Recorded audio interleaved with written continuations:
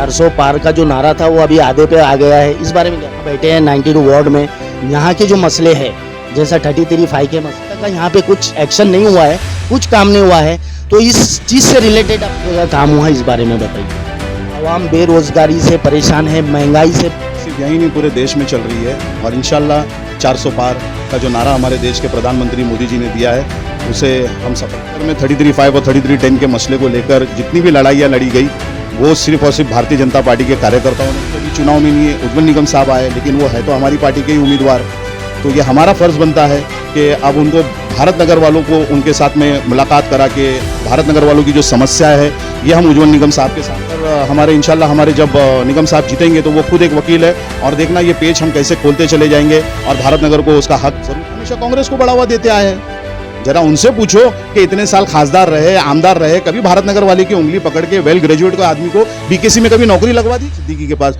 आमदार? अरे हम आपको लेटर बताएंगे, 20 लेटर हमने आमदार मिलना तो दूर, हमसे बात करना भी वो आदमी ने कबूल। भारत नगर के मसले लेके बैठे तो हमारे नेता ये बोलते हैं कि भाई इनके साथ मांडुली कर लो, इनके साथ में समझौता करके तुम्हारे काम। यहाँ पर हमारा काम करने आए कि दलाली करने आए? दलाली करने नहीं आए थे, इसलिए जब हमने देखा कि कांग्रेस पार्टियों में कार्यकर्ता नेता कम दलाल ज्यादा हो गए इसलिए उस पार्टी को ही हमने छोड़ दिया। जय हिंद दोस्तों, रियल न्यूज ऑफ इंडिया में आपका स्वागत है। मैं सलीम सैयद। मुंबई नॉर्थ सेंटर के 2024 के इलेक्शन से रिलेटेड हम जानने की कोशिश करेंगे। 20 मई को इलेक्शन है और इलेक्शन को देखते हुए यहाँ के जो कैंडिडेट उज्जवल निगम जी बीजेपी पार्टी के, वो यहाँ पे उतरे हैं और यहाँ की क्या रुझान है, क्या हवा चल रही है। भारतीय जनता पार्टी के माडा सेल के जिला अध्यक्ष शेर मोहम्मद शेख से कुछ पूछने के लिए सवालात के क्या मौसम चल रहा है, क्या माहौल है, 20 तारीख को जो इलेक्शन है और सेंटर के तरफ से क्या काम हो रहा है और बीजेपी का यहाँ पे क्या रुझान है, इस बारे में हम जानने की कोशिश करेंगे।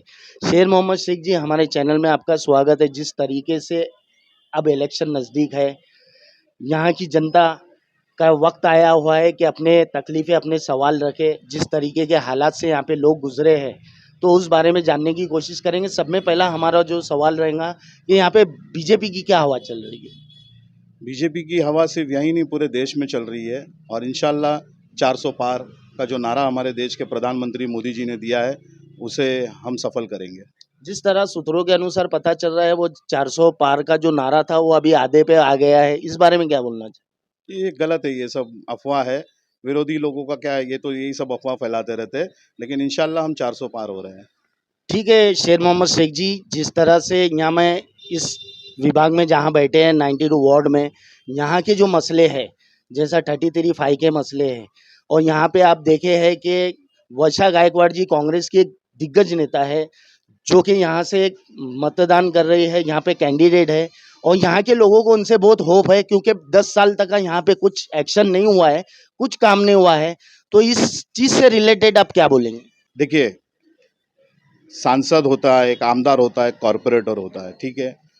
भारत इस जिले के अंदर जो स्पेशली रिप्रेजेंट करती हुई जो हमारी पार्टी से जो हमारी सांसद पूनम महाजन जी थी, और आपके न्यूज़ चैनल से माध्यम से पहले भी कई बार हमने ये बता चुका है कि उन्होंने भारत नगर के लिए क्या कुछ किया।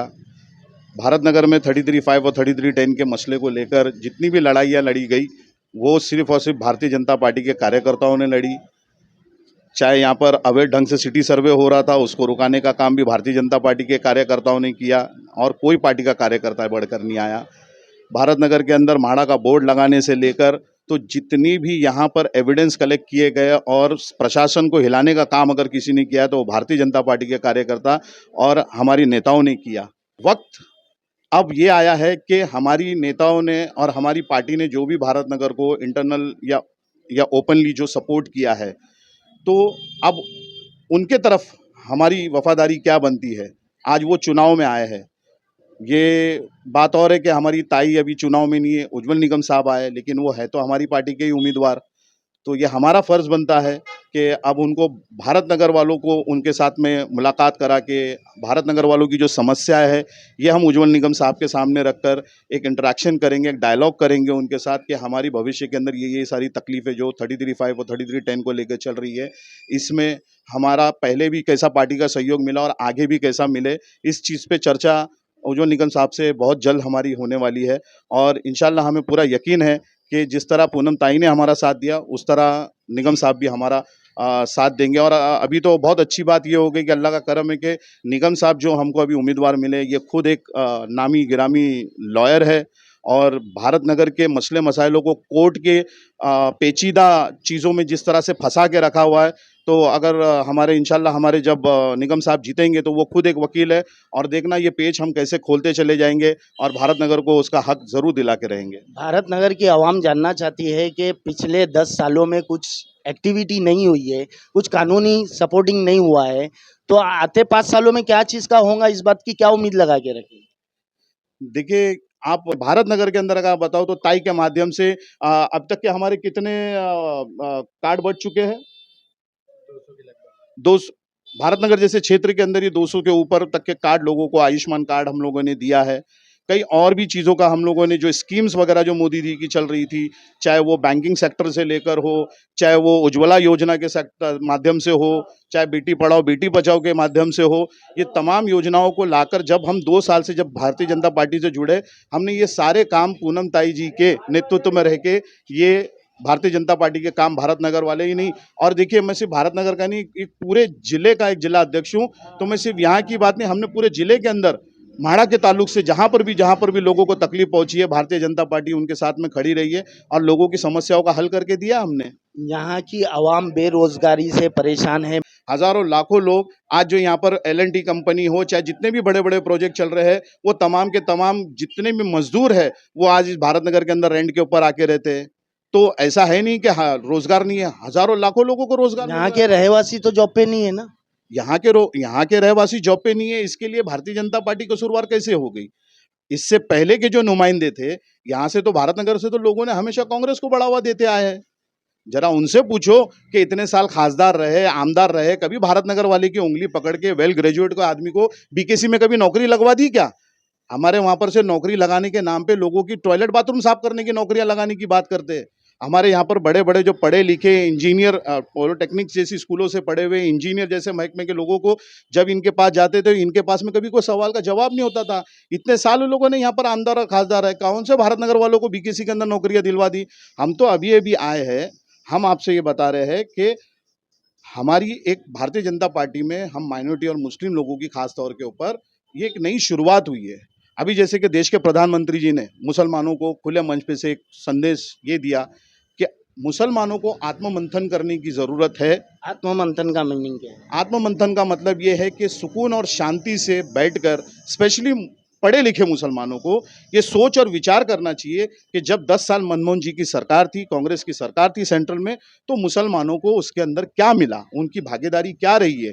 आज अगर मैं सच्चर रिपोर्ट के ताल्लुक से अगर बात करूं, अभी मैं आपको बता दूं, सच्चर रिपोर्ट 2005 में जब सदन के अंदर, जब लोकसभा के अंदर जब आई, जब वहाँ पर बताया गया सच्चर कमेटी के ताल्लुक से कि सच्चर कमेटी है क्या और सच्चर कमेटी ने, तो मैं थोड़ा सा आपकी जनता को संक्षेप में बताना चाहूँगा। वैसे तो ये विषय बहुत बड़ा है, लेकिन थोड़ा कि सच्चर कमेटी का मतलब क्या है। देखिए, जस्टिस सच्चर साहब थे, एक रिटायर्ड जज थे, जिनको मनमोहन सिंह जी की सरकार में उनको एक मुसलमानों की मौजूदा हालात क्या चल रहे हैं देश में, इसके ऊपर एक रिपोर्ट बनाने के लिए कहा गया था। और जब जस्टिस सच्चर ने इस रिपोर्ट को बना के 2005 में जब सदन में लाया, तो लोगों के पैरों तले जमीन खसक गई। वो ये कि जब लोगों को पता चला कि इस देश का मुसलमान बल्कि दलित आदिवासियों से भी पिछड़ा हुआ है, इनका हक मारा जा रहा है।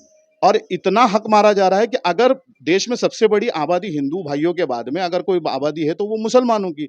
और कोई भी देश अगर तरक्की करता है तो वो सबको लेकर ही जब बढ़ोगे तो ही तरक्की होगी। सच्चर कमेटी के अंदर बताया गया है कि मुसलमानों के हुकूक कहाँ मारे गए। मुसलमानों को सरकारी नौकरियां जो दी गई है, 15% आबादी इस देश के एक चौथाई मतलब हिस्सा रखने वाले लोगों को 2.5 की नौकरियां सरकारी महकमों के अंदर है। उसके बाद अगर हम आते हैं एजुकेशन के ऊपर तो हम जीरो, अगर हम आते हैं कारोबार के ऊपर तो हम जीरो।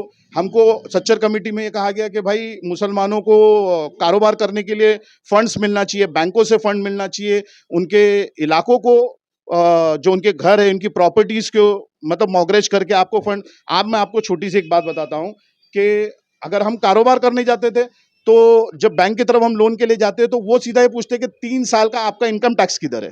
अरे जिसके पास में पेट को रोटी नहीं है वो इनकम टैक्स कहाँ से भरने के लिए, और आप इनकम टैक्स फाइल, यानी सच्चर कमेटी दिखाया तो गया मुसलमानों को, कोनी पे गुड़ तो लगा दिया गया, लेकिन जब उसको इम्प्लीमेंट करना गया, जब उसके ऊपर अमल बजावनी की बात आई तो वहां पर क्या कर दिया, नुक्स। अरे भाई आपके पास में इनकम टैक्स 3 साल का इनकम टैक्स फाइल नहीं है, आपके पास ये नहीं वो नहीं, किस्म, यानी उनको देना नहीं, उनको सिर्फ बताना था मुसलमानों का वोट लेना है, तो उनको लॉलीपॉप कैसा देना है वो लॉलीपॉप। अभी आपको बता दूं मुस्लिम एरिया को बैंकों ने ब्लैकआउट करके रखा हुआ है, उनको मुसलमानों के घरों को कोई फंड्स नहीं दिया। आज एक बात बताइए, भारत नगर जैसे क्षेत्र के अंदर लोग हैवी डिपॉजिटों के ऊपर घर चलाते हैं या हैवी पे दे दे के अपने टूटे फूटे मकानों को बनाते हैं, जबकि सच्चा रिपोर्ट में था कि मुसलमानों के घर इनको बना के देना चाहिए ताकि इनकी तरक्की होवे। अगर ये बैंक वालों ने अगर हमको रिजेक्ट नहीं किया होता तो क्या हमारे घरों को हैवी डिपॉजिटों पर चढ़ाने की जरूरत पड़ती? आज बैंक से अगर हमको लोन मिलता हमारे बच्चों की नौकरी के लिए, कारोबार के लिए, एजुकेशन के लिए, हम अपने घरों के ऊपर लेने के लिए कैपेबल थे, लेकिन आज हमको नहीं, हमारी ये मदद नहीं की कांग्रेस सरकार ने। सच्चा रिपोर्ट को लाया गया लेकिन लागू नहीं किया गया।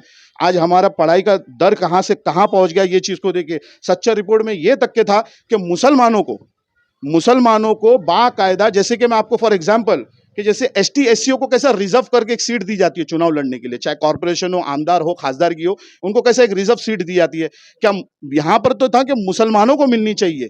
आज बताइए, आज 2024 में हम जी रहे हैं, आज कांग्रेस पार्टी महाराष्ट्र के अंदर 48 सीटों में से क्या एक मुसलमान कैंडिडेट नहीं था उनके पास में? और मुसलमानों की तरक्की की बात करते हैं, सच्चर कमेटी की बात करते हैं, हमने ये किया, हमने वो किया। सच्चर कमेटी तो ये कहती है कि मुसलमानों को कम से कम 15% उनके रिजर्व, यानी कि इस सीट से अगर कोई लड़ेगा, अगर एससी एसटी जैसा लड़ते वैसा इस सीट से अगर कोई लड़ेगा तो सभी पार्टी का मुसलमान कार्यकर्ता लड़ेगा।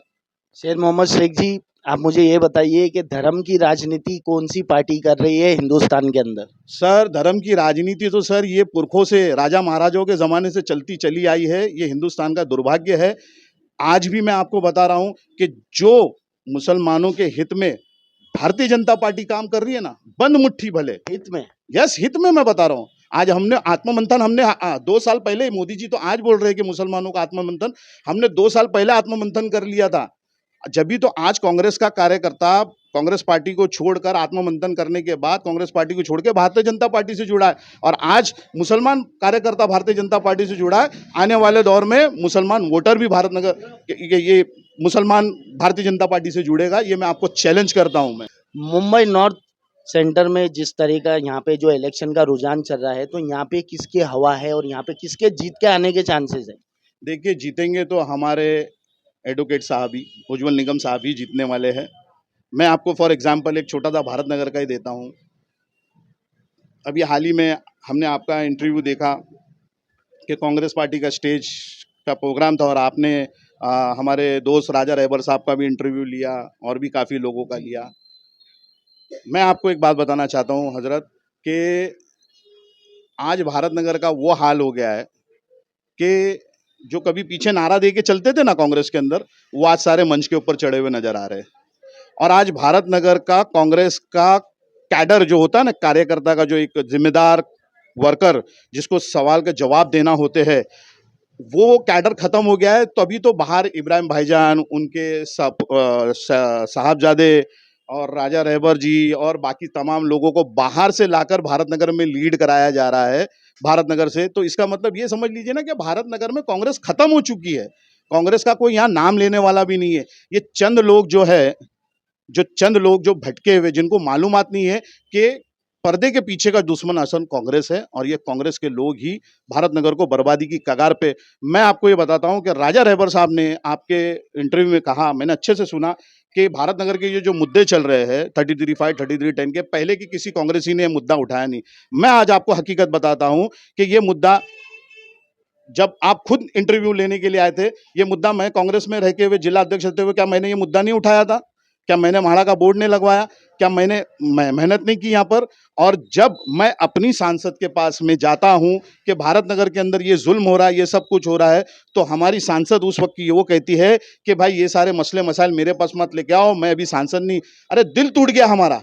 जो हमारे इलाके से वोट लेके जाती थी हमारी बहन, अगर उसी ने हमको, हम जिसके नेतृत्व में काम करते हैं, अगर वही हमारे घरों को बचाने के लिए मदद करने को तैयार नहीं है, तो हम किसके पास जाते हैं? हमको कहती है कि दिशान सिद्दीकी के पास, आमदार के। अरे हम आपको लेटर बताएंगे, 20 लेटर हमने आमदार साहब को दिए। लेकिन इस 10 आप बात खत्म हो जी, हमने 20 लेटर आमदार साहब को दिए। अरे हमसे मिलना तो दूर, हमसे बात करना भी वो आदमी ने कबूल नहीं किया। तो आप बताइए, मैंने कांग्रेस छोड़ के भारतीय जनता पार्टी में क्यों आया? और आने से पहले हमने भारतीय जनता पार्टी के नेताओं के सामने हमारे मसले मसाइल रखे और उन्होंने हमारे मसले मसाइलों पे काम करना शुरू कर दिया। हमें इंटरनल मदद दी, हमें ओपन मदद दी, तभी तो हम कांग्रेस पार्टी को छोड़ के भारतीय जनता पार्टी में ज्वाइन हुए। क्यों ज्वाइन हुए हम लोग? क्यों ज्वाइन हुए हम लोग?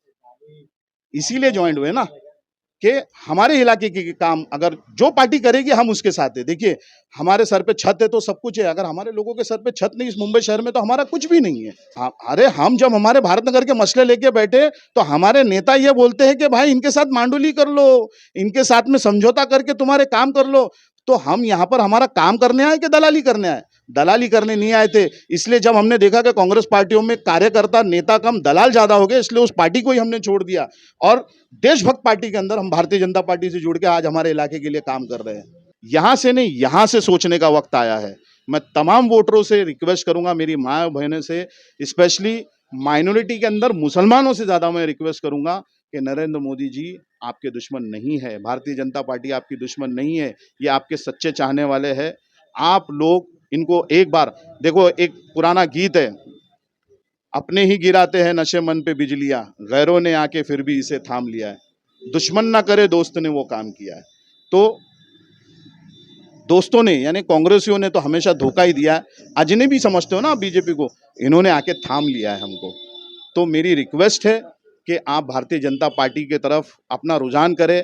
अपनों को वोट दिया, अब गैरों को वोट देके देखिए आप लोगों का कितना विकास होगा, ये आप खुद समझ जाओगे।